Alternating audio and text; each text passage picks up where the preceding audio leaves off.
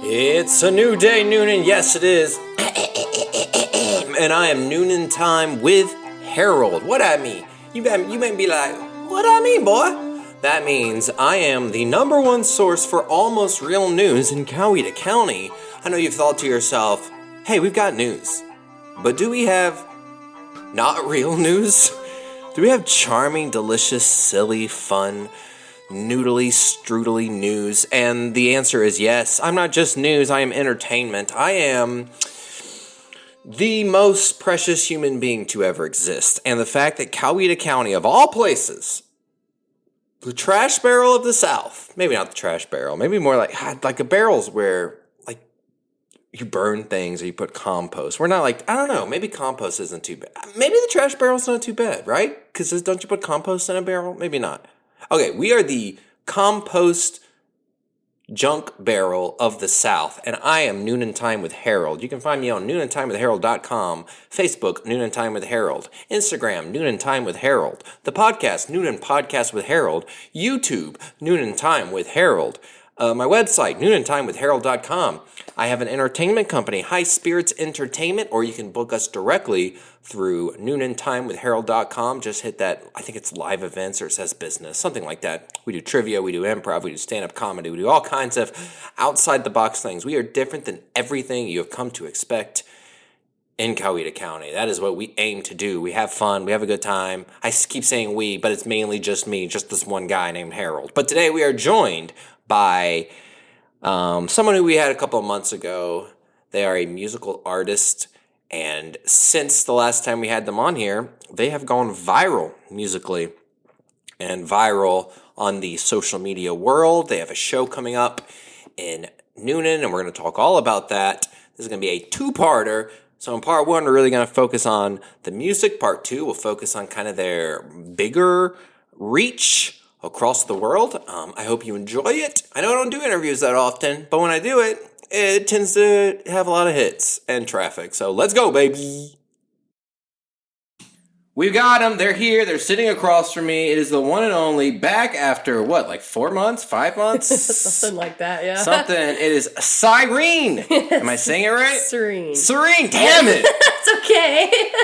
I've been practicing saying it. Tomato. In the mirror. I've been like, because last time I was so bad with your name, and this time, it's because it's got the little, what is it, ampersand? Yeah, it's got an accent over the Y. Oh, it's not an ampersand? I don't know, it might be.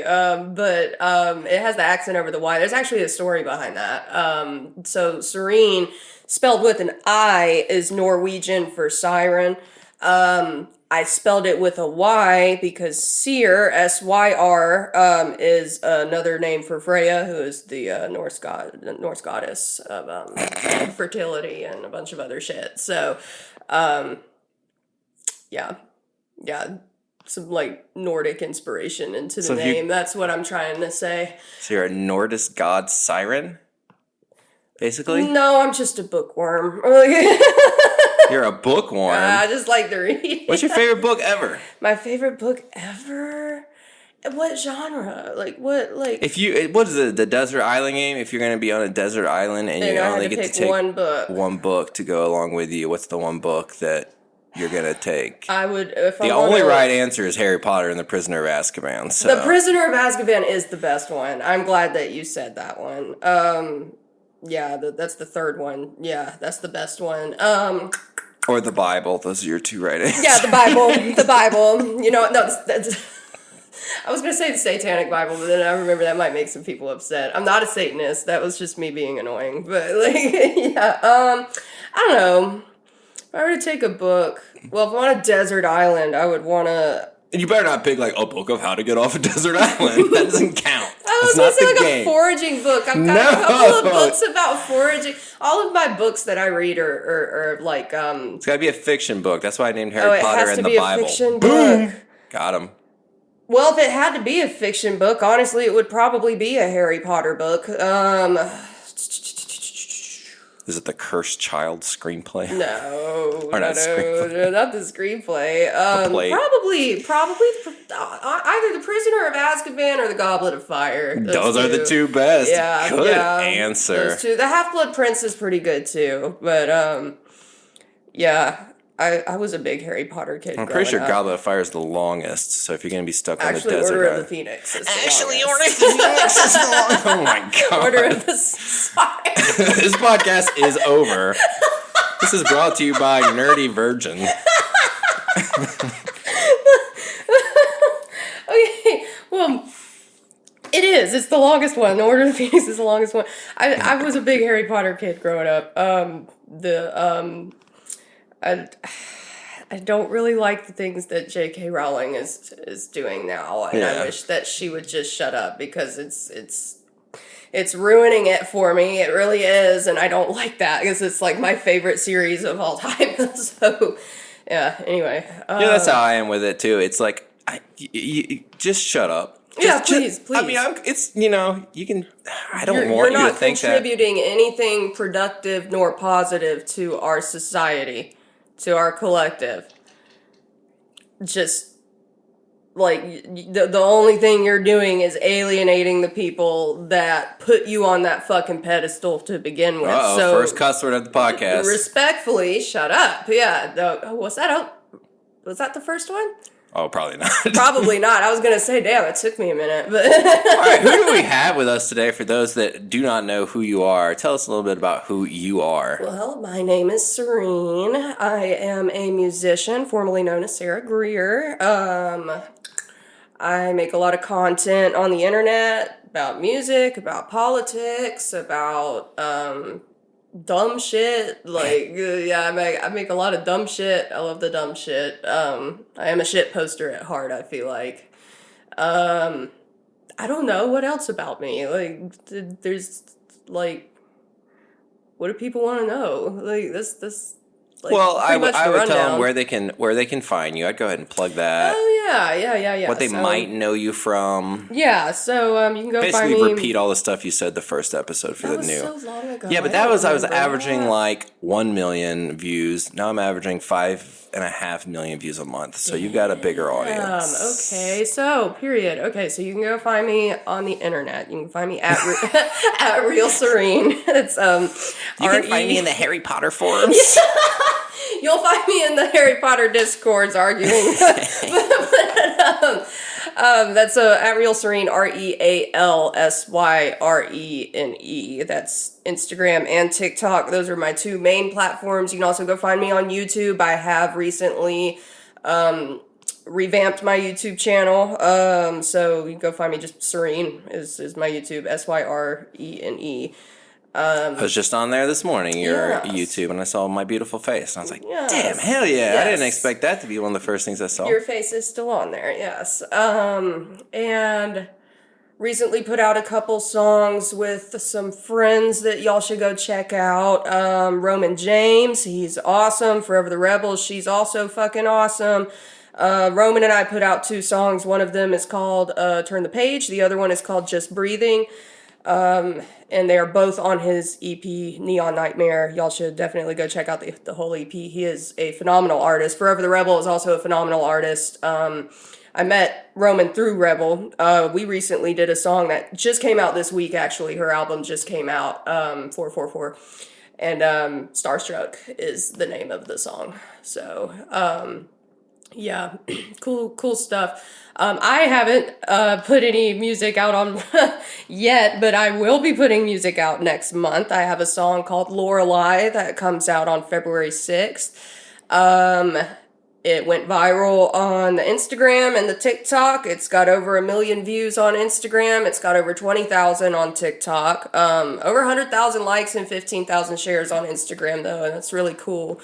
So it comes out on February 6th. Then on February 7th, we're doing a release party here in Downtown Newnan, and y'all are not going to want to miss it. Tickets are $15 before fees. I think it's like $19 and some change after fees. They are on sale now.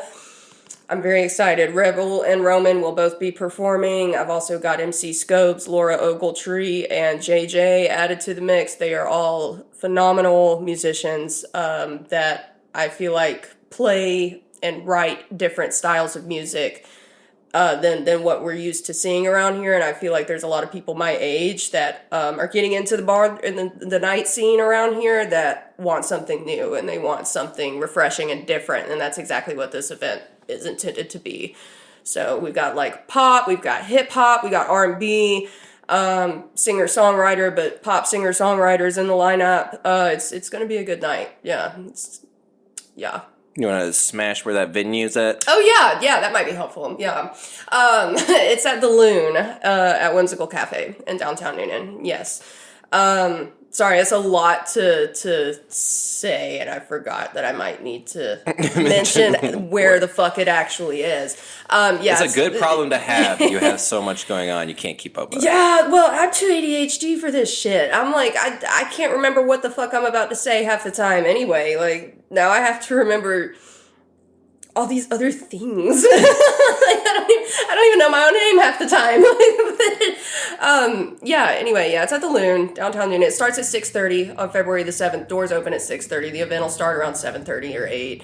But get there at 6:30. Tickets are on sale online. We will be selling tickets for $15 at the door as well. So if you get it at the door, you don't have to pay like the extra fee? Correct. Oh. Yes, correct. 'Cause I plan on being there, so $15 at the door might be the way to go. But if you pay online, then you reserve your seat, and there's, You're telling me that if I show up, y'all ain't gonna make room for me? I'm not talking about you. Oh, I'm talking about that's right. the listeners. Bam. You hear that, listeners? You dumb bitches. I'm just kidding. It is up to y'all. As long listeners. as y'all come and pay the money to get in. Listen, this is going to cost me quite a bit of money to put on this show, but I'm doing it because it's the opportunity, like I said, to showcase that there are different amazingly talented songwriters in this area, because the song went viral.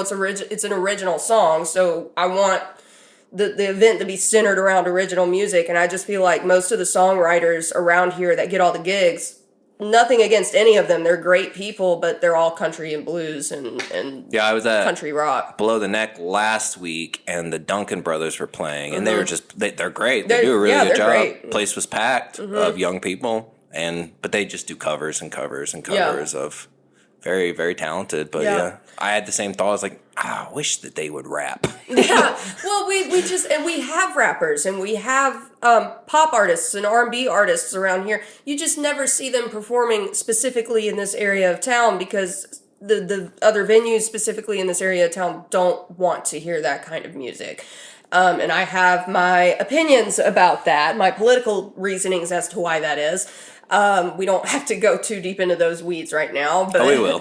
We can, absolutely. I think there's some racial motivation behind a lot of it. If you want me to be completely frank with you, is that they want their how do I say this? Like, they want country and blues that come in there and sing the same, lack of a better way to put it, redneck music. It's good music, but it's, that those are the people that come in and buy the drinks. They don't want black music. That's what it boils down to. They don't want black music in their venues. That's my personal theory. Not all of the venues around here, but there are a few that I'm not going to name, but you can probably think of one or two of them off the top of your head, judging based off of the signage that some of them, hang in their stores. I'm not going to say any names, but when you've got Confederate flags hanging in your businesses, then that's pretty telling. Now, in fairness, I'm pretty sure they took it down. I've been told specifically that it's not there anymore. Oh, well, I'm so proud of them. It was something their dad had made specifically for them. And granted, I'm sure that's probably like 20% of the reason. They probably took it down because they realized that people didn't want to fucking see that in there. Like, it makes people uncomfortable, and for a very justifiable reason. You know what I mean? So, I wanted to use this as an opportunity to provide a platform to other artists who are doing something different. So you'll have people of color perform at your... Oh, 100%. Yeah, 100%. Yeah. I mean, you name drop people, but I don't think, like you said, people don't really know who these people are. They know you're... Everybody that is performing is... I have selected because... above all else, because of their songwriting ability. Now, obviously, I've got some of my friends in the lineup, and that played a role in my decision making too. I'm not gonna lie, because they're my friends. I want my friends to come perform with me. But you monster. yeah, I know. I'm terrible, I know, but I feel like we have artists here that perform, that get on that stage and own that stage and give you a fucking show with their music, that gets you moving. That's what hip hop music is. That's why I love hip hop and R&B music so much, because it gets you moving. It gets you out of your seat. It makes you fucking feel something, And so I wanted to use this as an opportunity to showcase that we have those artists here, and they just go under the radar because the people that own the venues are shitty, like generally speaking. So might have been a little abrasive the way that I worded that. Hopefully I worded that the right way. But yeah, no, yeah. When I go to karaoke nights, I almost exclusively sing black rap songs, which I guess doesn't count because I'm a white guy. You are a white guy, Harold. You are a very, very white guy. Well, don't judge me. I'm not judging you. I'm profiling you. There's a difference. That's a good point. So you've been saying this word that I wanted some clarity on, viral. What do you think? Is there like an official amount of something you have to? Because I've been asked before, what's the most viral Harold thing you've ever done? Yeah. It's like, I don't know. I don't even know what that means. What does it mean to become viral? I think the official definition is over 100,000 views. I think there's a like technical definition for it now. Once you get into like the 100,000 view range, that's kind of what I personally anyway consider to be viral. Like once you get into 100, 200, 300,000 views, into the millions is definitely viral. If you don't consider that to be viral, then, once you get over 1 million views on a video, yeah, I'd say it's safe to say that it's viral. My most viral video right now is sitting at almost 7 million views. So, and that's on Instagram.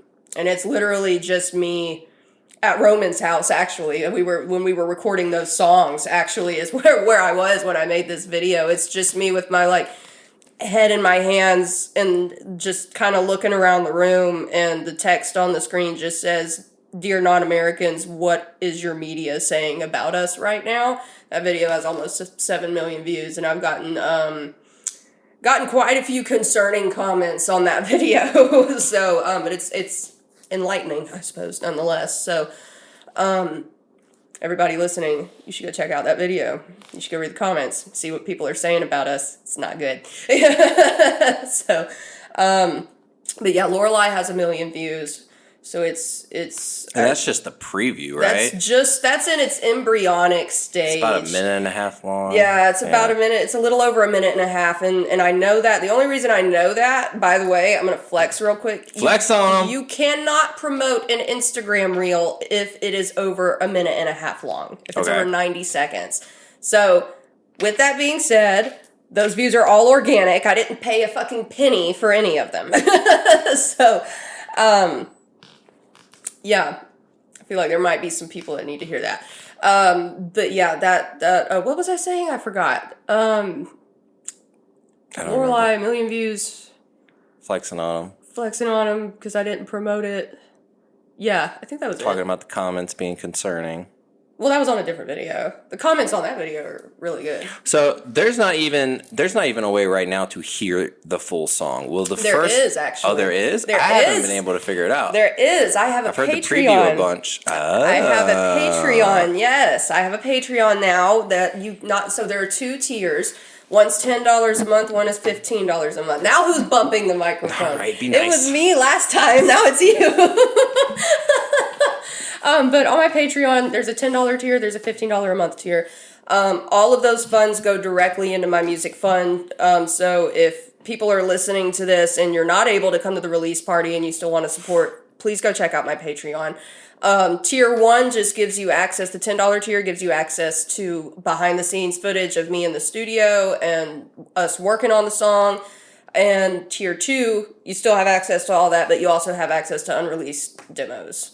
So there is a demo of the full song on my Patreon. And there's also, is it like quality-wise, is like where you want it to be? It's close. It is very, very close. It needs some touch-ups in the mix, and it needs to be mastered, but for the most part, yeah, it's there. It's done on my part in terms of like, vocally, instrumentally.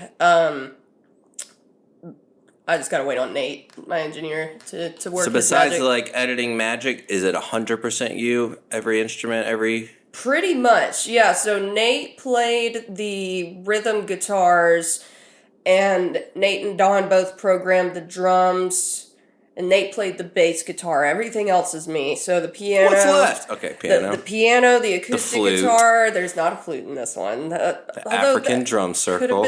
No. That's you. The whistle. Oh my god, not the whistle. Okay. The slide whistle. There's the kazoo. I played the kazoo. I bet you could play the kazoo, right? There's not a kazoo. Can you play the kazoo? I've never tried, actually. I bet you could, though. I probably could. Yeah. If I can play a recorder, I can play the kazoo. But, so acoustic guitar, lead guitar, piano, strings. I composed the strings. Nate arranged them. But what's the difference? So composing the strings, meaning I was the one sitting at the keyboard that was plugged into the computer, writing the strings melodies and putting them in there.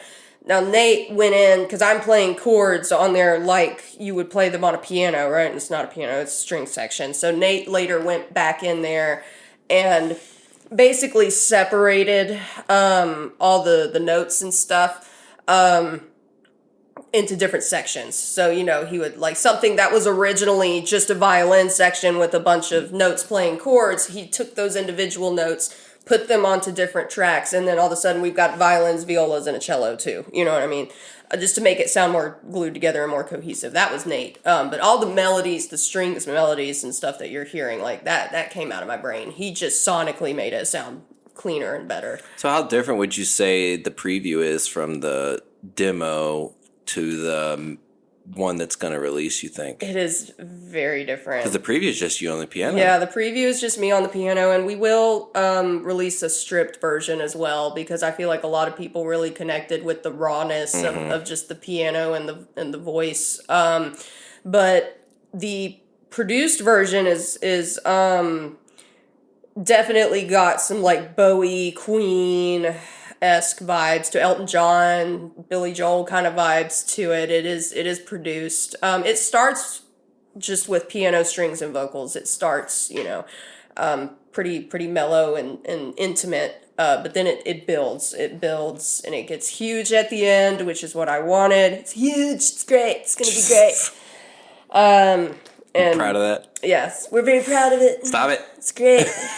You're even doing the hands. Y'all can't see it, but yeah, I'm doing the hands. They're doing the hands. Oh my god. But yeah. Anyway, I'm very, very excited about it. That'll be coming out on February the 6th, like I said, and then I've also got another one coming out right after that. I was gonna put it out this week, and then that didn't happen with the holiday season being so crazy, and just didn't happen. So I've got Riot coming out after Lorelei now. That one's already finished, and that one's on my Patreon too.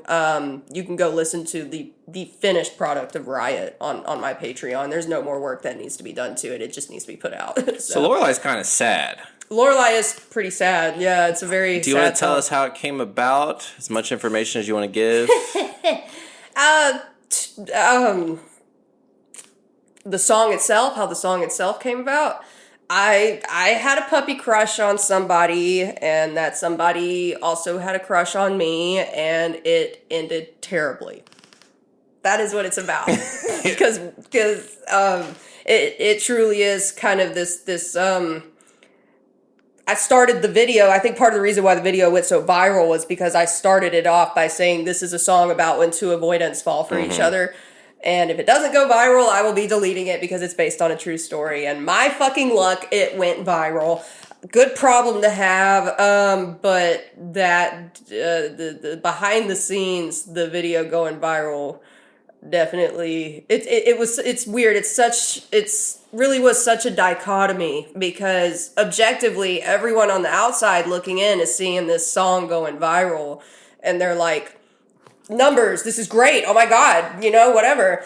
And it is, but that's just what people saw on social media. What was going on behind the scenes in that situation in real life was so stressful, and the video going more and more viral just added to that stress and made it worse. And yeah, it was quite the predicament that I found myself in. But thankfully, it is all done with. It's all over now. I don't have to deal with any of that anymore. I feel like I can breathe. My acne's cleared up, literally. Yeah. I think one of the things that people appreciate about you so much, though, is the vulnerability. Like, instead of just, here I am playing the piano, I'm going to sing a song, just that little bit at the beginning of like, hey, this is based on a true story. Yeah. It doesn't go well, I'm going to delete it because it makes me a little bit uncomfortable. Yeah. Like, that stuff really matters, and it sticks out, and a lot of people aren't doing that. Do you regret it at all? No, I don't. At first I thought that I did. I'm going to be honest with you. There was a very small period of time where when all of that was, when all of it came crashing down, there were a few days where I was like, fuck, why did I do all this? Like, you know what I mean? But people have reached out to me and personally, you know, whether it be in comments or DMs or whatever, and shared their stories with me and why the music helped them so much. And like you said, it's the vulnerability aspect of it, I think. And it's so funny because me in real life and me on the internet, like I'm always myself on the internet. And the reason I did a lot of like mental deconstruction about this like a month or two ago, like I realized that a lot of what I post on the internet is what I feel like I can't say out loud in real life. Okay. There are things that I feel like I can't be vulnerable about in a day-to-day setting, or that I can't be honest about in a day-to-day setting, but things that I want to talk about or things that I want to express. So I do that through making videos. So, and that's almost why I almost didn't post it. I almost didn't post it because I said that at the beginning. And I knew because I said that, I didn't almost not post it because I thought it was bad. I knew it was good. Objectively, I knew it was a good song. I sent it to a couple of my friends and they were like, no, bitch, you got to post that. You've got to fucking post that exactly how it is. Don't take anything out of it. Just leave it how it is. You've got it. It's good. And the rest is history. I was like, okay, post. And then I was like, I'm like watching the numbers go up and I'm like, fuck. And I knew, I'm not even going to lie. There was a side of me that knew that because I said that at the beginning, I was like, this shit might actually go viral. Because people are craving that vulnerability right now with all the fucking AI that's hit the market and all this other bullshit. Like, people are craving rawness and vulnerability and human emotion because you can't replicate it no matter how hard you try.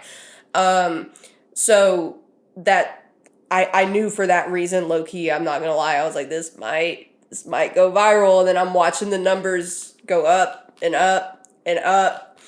And, you know, the person that I wrote it about is active on TikTok and I'm watching it go up and up and up, you know, and I'm just like, fuck.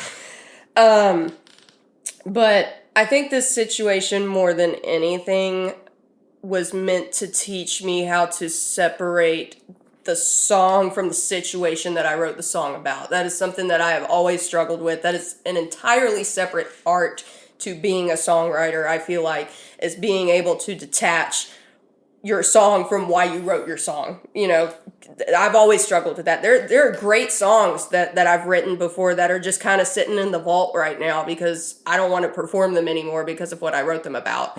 You know, with this one, I didn't have that option.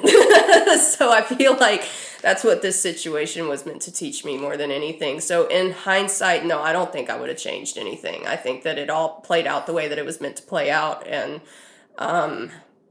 yeah, people show their true colors and, yeah.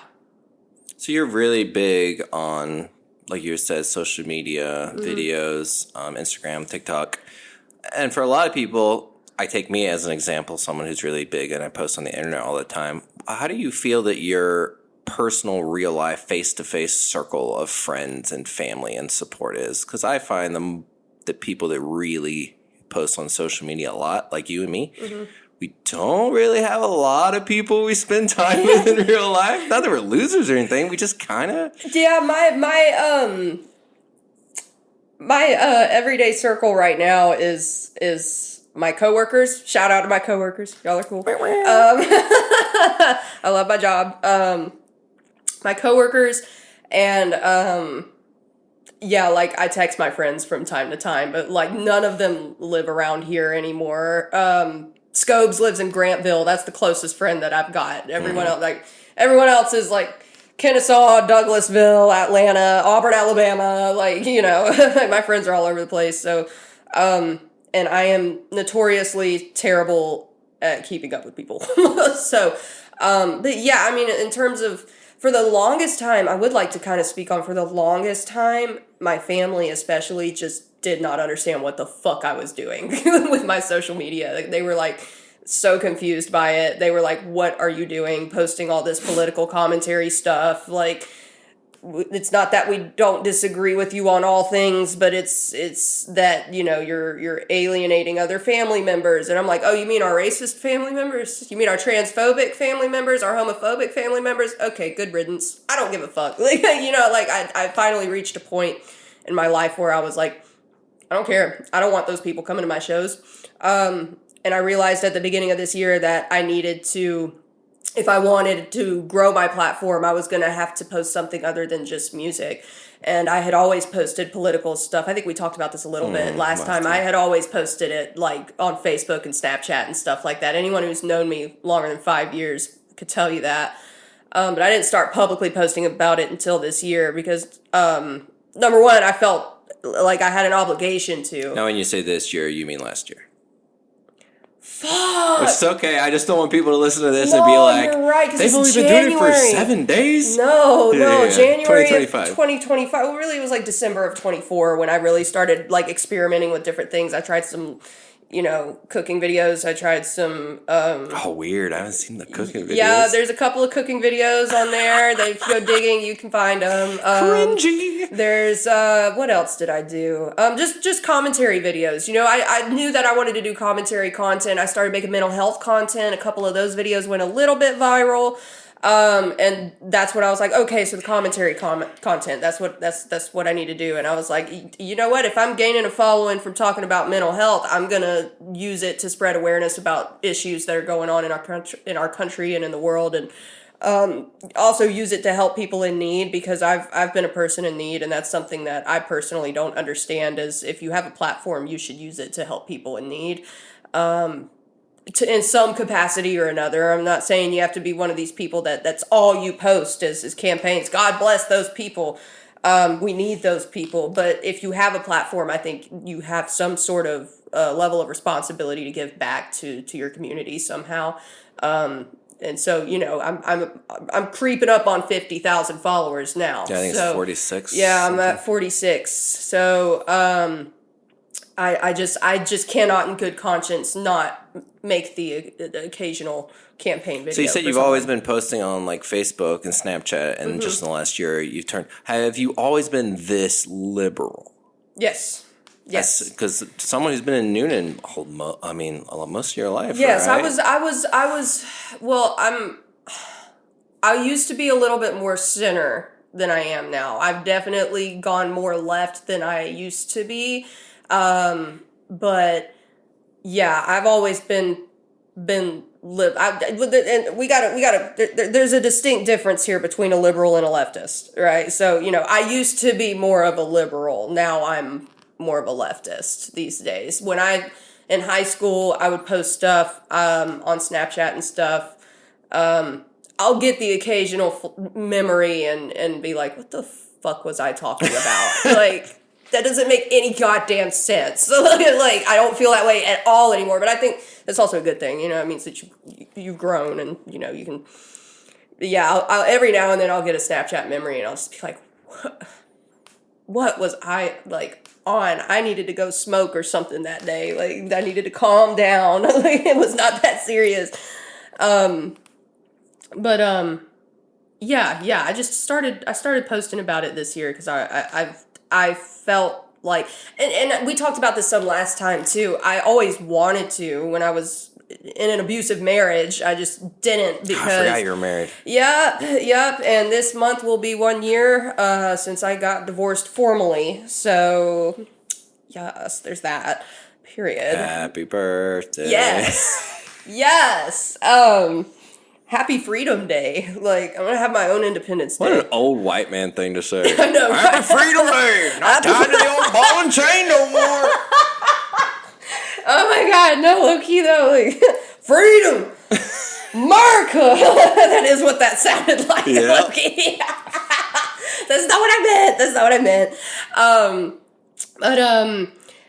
Now hold on. Now I was laughing. I forgot what I said. Hold on. What was I saying? I was talking about divorce. I got divorced, and that's when I really started like going crazy with it.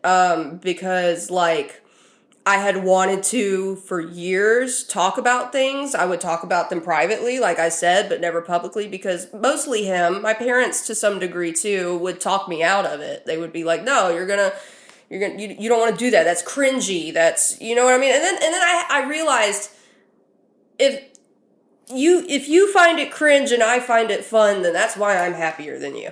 You know, like people are so afraid of being cringe. People are so afraid of, I don't care if I'm cringe. If I'm spreading awareness about an issue that needs to be talked about, I don't care. Yeah. You know, like that's not the important matter at hand here. What matters is that, you know, we're spreading awareness. So I just started going crazy with it January of 25. And I had I think maybe around 20,000 followers, and it was about the same time that, because it was August, I think, was when I was here last. Had around 20,000 followers then, and then I posted Lorelei in September. I also posted an acapella video of me singing Bella Ciao. That song went really viral too. What song is that? O partigiano, portami via. Oh, bella ciao, bella ciao, bella ciao, ciao, ciao, partigiano. You know that song? I did. I just wanted to get you to sing it. Yeah, that song. And it worked. Yes. I did of course, I didn't sing it like that. I sang it differently, but You sung it well on the video. Yeah. But I posted that, and then a few days later I posted Lorelei. That was in September. It was in the same week. It's crazy. It was all in the same week. Both of these videos of me singing are going viral, and I got almost 20,000 followers from Lorelei alone. So I'd say at this point my platform is like an even 50-50. It's, you know, half of it is people that have followed me because of my political takes. The other half are people that have followed me because of my music. And I've just been in the middle of this balancing act the last few months trying to figure out what direction to go with my content, because there's pressure to post more music stuff now, but I don't want to stop posting political stuff either, because I don't want to be one of those people that just, you know, stops talking about it once my music blows up. You know what I mean? So different. Yeah. Like you singing songs about puppy dog crushes that went terribly. Yeah. Versus you talking about how terrible Donald Trump is. Yeah, two totally very, very different. So it is tough. Yeah, it is. It's to build a fan base. And so I'm just, you know, I've been trying to just balance it and figure it out. It is all trial and error, y'all. I have no idea what the fuck I'm doing. I just post shit and see how it goes at this point. Like,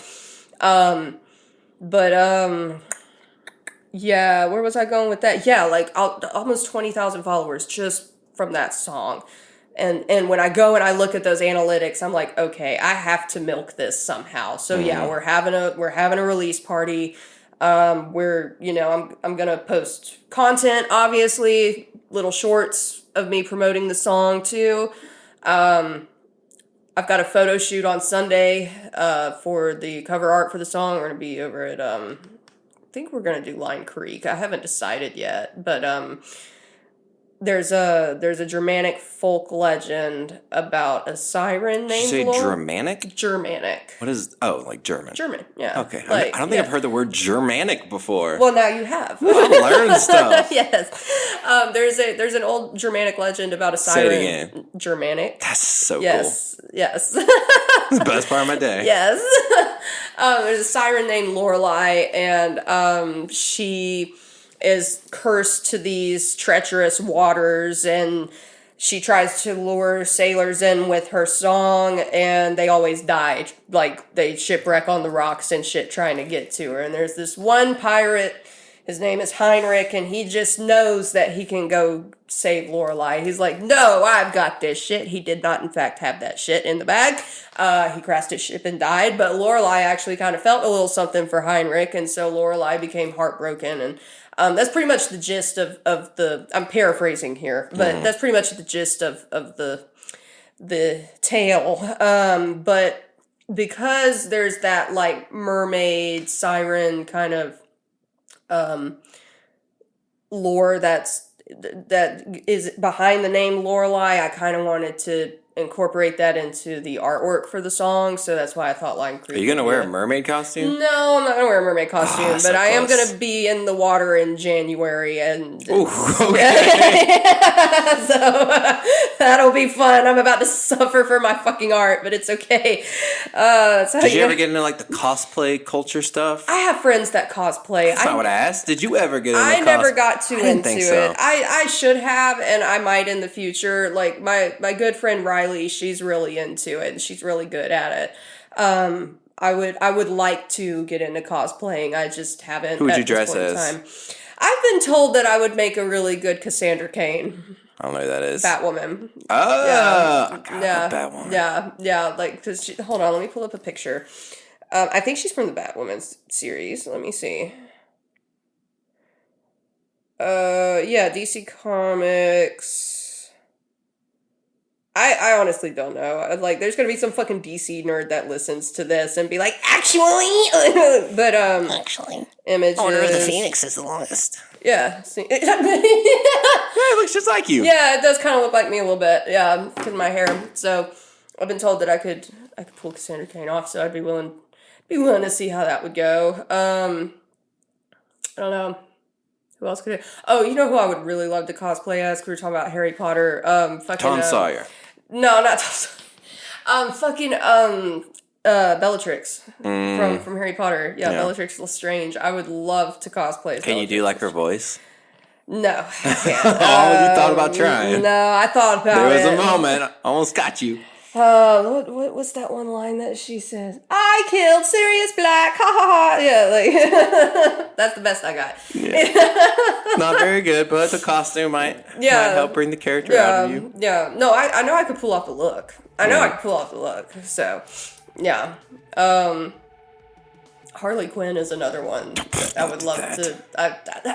I love Harley Quinn. Cliche. Okay?